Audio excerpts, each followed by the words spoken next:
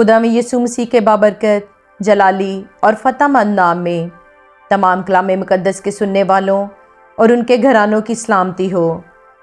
آج ہم مقدس پطرس کے بھائی اندریاس کی حالات زندگی کے متعلق سنیں گے۔ اندریاس گلیل کا باشندہ بیتسیدا میں پیدا ہوا تھا۔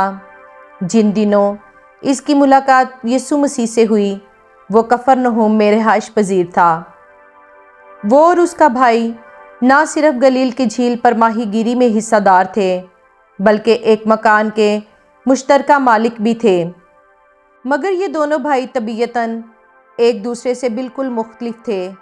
مقدس پطرس آتش بازی کی ہوائی کی طرح بھڑک کر رنگ بکھراتا اور پھر ٹھنڈا پڑ جاتا تھا، جبکہ اندریاس مستقل چنگاریاں چھوڑتا رہتا تھا۔ مقدس پطرس تیز مزاج تھا اور اندریاس محتاط۔ مقدس پطرس آگے آگے چلنے والا اور اندریاس پیچھے پیچھے آنے والا تھا۔ ڈھیروں مچھلیاں پکڑنے کے معجزے کے بعد اندریاس جذبات سے مغلوب ہو کر یسوع کے پاؤں میں نہیں گرا۔ نہ وہ طوفانی جھیل میں کود کر پانی پر چلا، نہ اس نے بلا تعمل کسی آدمی کا کان اڑایا، بلکہ وہ پختہ اور محتاط طبیعت کا دور اندیش اور رسم و روایت کا پابند شخص تھا۔ اندریاس اپنے بھائی کے سایہ میں دبا ہوا نظر آتا ہے، مگر اس نے فروتن درجہ کو قبول کر لیا اور پسِ پردہ بلکہ گمنامی میں رہ کر محنت اور جاں فشانی کرتا تھا۔ اس کے نام کا مطلب ہے مرد یا آدمی۔ بعض لوگ اس کا ترجمہ جواں مرد یا بہادر بھی کرتے ہیں۔ اناجیل اور اعمال کی کتاب میں اندریاس کا نام 13 مرتبہ آیا ہے۔ 3 الگ الگ واقعات میں وہ لوگوں کو یسوع مسیح کے پاس لایا۔ کوئی تعجب نہیں کہ اس کے قریبی دوست مقدس یوحنا ہی نے ان تینوں واقعات کو قلم بند کیا ہے۔ وہ ہر روز مچھلیاں پکڑنے کے دوران غور و خوض کیا کرتا تھا کہ میرے زمانے کے مذہبی رسم و رواج اور پرانے عہد نامے کے انبیاء کی ہدایات میں کتنا زبردست فرق ہے۔ پھر ایک دن اس منظر پر ایک نبی نمودار ہوا جو توبہ کی منادی کرتا تھا۔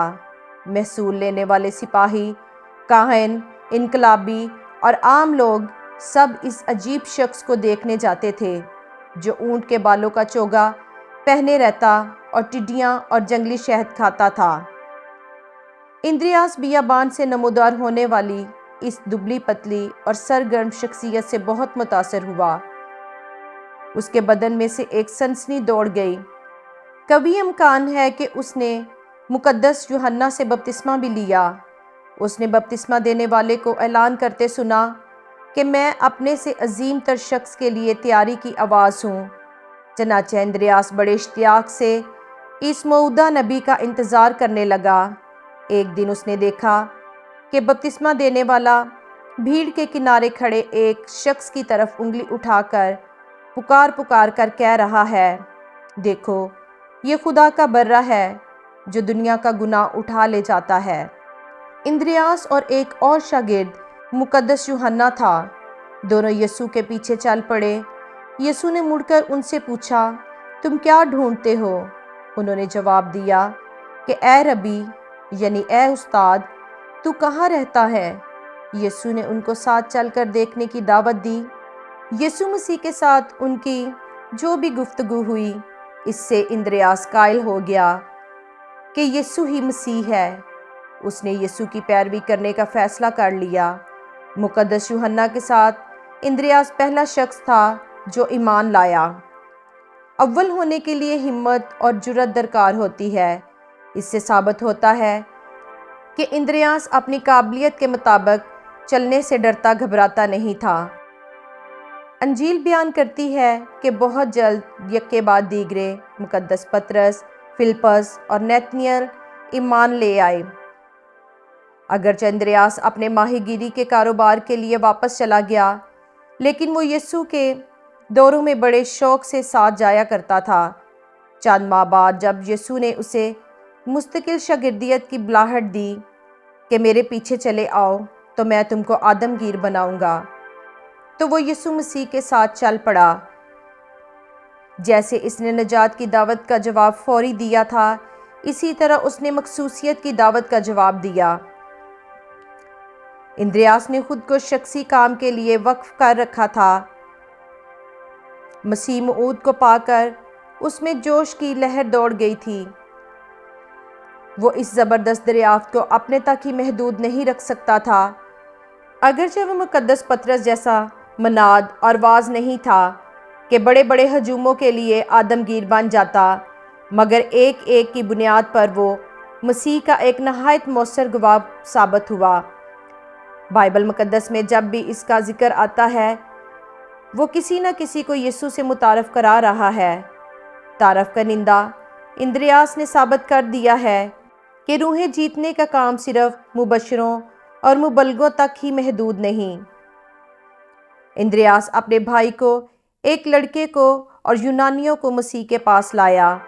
اس نے گواہی کا کام اپنے گھر سے شروع کیا، پھر باہر نکلتے نکلتے غیر ملکیوں تک جا پہنچا۔ مسیح موعود کو پا لینے کے فوراً بعد اندریاس نے روحیں جیتنے کا کام شروع کر دیا۔ یہ اس کا طرز زندگی تھا۔ سب سے پہلے اس نے اپنے بھائی کو بتانا چاہا۔ شمعون جوشیلا اور تیز مزاج تھا۔ وہ نومرید بننے والا معلوم نہیں ہوتا تھا، مگر وہ اندریاس کے خاموش، قابل اعتماد اور مستقل مزاج، انداز اور طور طریقوں کا احترام کرتا تھا۔ اندریاس نے بات کی تو اس کی آواز سے، یقین اور انداز سے دلی خوشی جھلکتی تھی کہ انکار نہیں کیا جا سکتا تھا۔ اس نے نیم دلی سے مدھم آواز میں یہ نہیں کہا کہ میں نے ایک آدمی کو دیکھا ہے، ممکن ہے وہ مسیح ہو، بلکہ اس نے ناقابل تردید یقین اور پورے جوش سے کہا کہ ہم کو خرسطس یعنی مسیح مل گیا، اور وہ اسے یسوع کے پاس لایا۔ اصل مشنری کام گھر سے شروع ہوتا ہے۔ البتہ یہ مانی ہوئی بات ہے کہ یہ میدان بہت مشکل ہے اور ہمت سے کام لینا پڑتا ہے۔ اندریاس نے بھی یہ کام اپنے گھر سے اور ایک ایسے بھائی سے شروع کیا جس کو آسانی سے کہا نہیں جا سکتا تھا کہ یہ یا وہ کام کر۔ مسیح پر ایمان لانے والے نو مرید کے ایمان کے بارے میں گھر اور خاندان کے اراکین اکثر شک ہی کرتے ہیں۔ مثبت نتائج دیکھنے سے پہلے وقت اور دل سوزی سے دعا کرنے کی ضرورت ہوتی ہے۔ مقدس پطرس نصیحت کرتے ہیں کہ جب ہم اپنے خاندان کے ممبران کو مسیح کے لیے جیتنے کی کوشش کرتے ہیں تو ہمارا انداز زندگی ایسا قائل کرنے والا ہونا چاہیے کہ ہماری طرف سے ایک لفظ کہے بغیر دیکھنے والے جیتے جائیں۔ اگر ہماری گواہی رد کر دی جاتی ہے تو ہم صرف انتظار کر سکتے ہیں، پھر دعا مانگتے رہیں اور یقین رکھیں کہ روح القدس اپنے مقررہ وقت کے مطابق اپنا کام کرے گا۔ یاد رکھیں، یسوع کے بھائی اس کے مردوں میں سے جی اٹھنے کے بعد ہی ایمان لائے تھے۔ مزید وضاحت کے لیے ایک واقعہ بیان کیا جاتا ہے۔ ایک دفعہ ایک شخص کسی ہوٹل کے قریب سے گزر رہا تھا۔ اس نے دیکھا کہ ایک غریب لڑکا اندر جھانک رہا ہے۔ اس نے اس غریب لڑکے سے پوچھا، کیا تمہیں بھوک لگی ہوئی ہے؟ اس نے جواب دیا، جی ہاں، مجھے بھوک لگی ہے۔ وہ آدمی لڑکے کو اندر لے گیا۔ اس کے لیے اس نے کھانا منگوایا، لیکن اب لڑکا باہر دیکھے جا رہا تھا اور اس لذیذ کھانے پر اس کی کوئی توجہ نہیں تھی۔ اس آدمی نے لڑکے کے کندھے کو تھپ تھپاتے ہوئے کہا، بھائی، تم کھانا کیوں نہیں کھا رہے؟ تم نے تو کہا تھا کہ تم بہت بھوکے ہو۔ لڑکے نے جواب دیا، کیا آپ کو وہ لڑکا دکھائی دے رہا ہے جو کھڑکی میں سے ادھر دیکھ رہا ہے؟ وہ میرا چھوٹا بھائی ہے۔ میں کس طرح کھانا کھا سکتا ہوں جبکہ وہ مجھے اس طرح دیکھ رہا ہے؟ وہ بھی بھوکا ہے، اس لیے میں چاہتا ہوں کہ وہ بھی میرے ساتھ بیٹھ کر کھانا کھائے۔ وہ آدمی چھوٹے لڑکے کو بھی اندر لے آیا اور ان دونوں نے مل کر کھانا کھایا۔ اسی طرح خاندان کے جو ممبران باہر ہیں، ضرورت ہے کہ ان کو بھی انجیل کی ضیافت میں دعوت دی جائے۔ دوسرا واقعہ جس میں اندریاس کسی شخص کا مسیح سے تعارف کرا رہا ہے، وہ واحد معجزہ ہے جو چاروں انجیلوں میں درج ہے۔ ایک بڑی بھیڑ یسوع کے پیچھے چلتی ہوئی گلیل کی جھیل کے پاس جمع تھی۔ سارے لوگ تھکے ہوئے اور بھوکے تھے اور وہ اپنے گھروں سے دور تھے۔ شاگردوں کا یہ مشورہ تھا کہ لوگوں کو رخصت کر دے۔ یسوع نے ان 12 کو آزمانے کی غرض سے کہا، ہم ان کے کھانے کے لیے روٹیاں مول لیں۔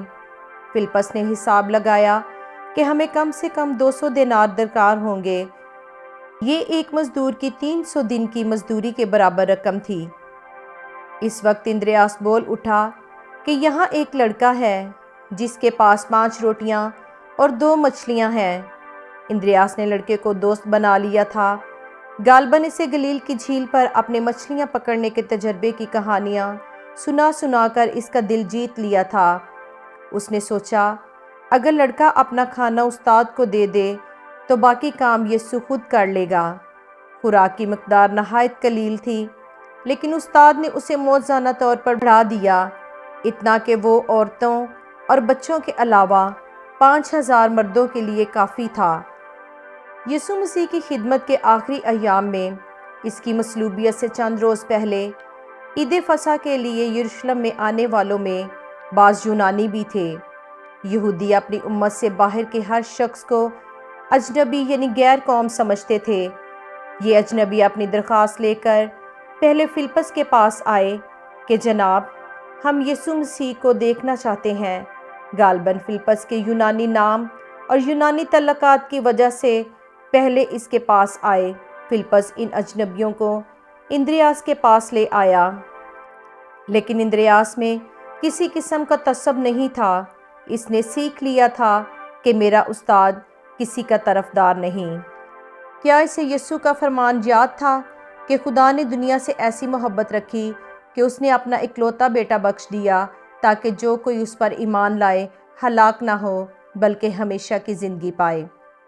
کسی نہ کسی طرح وہ جان گیا کہ انجیل کا پیغام ساری دنیا کے لیے ہے، اور یہ کہ وہ کل بنی نوع انسان کو خوش آمدید کہتا ہے۔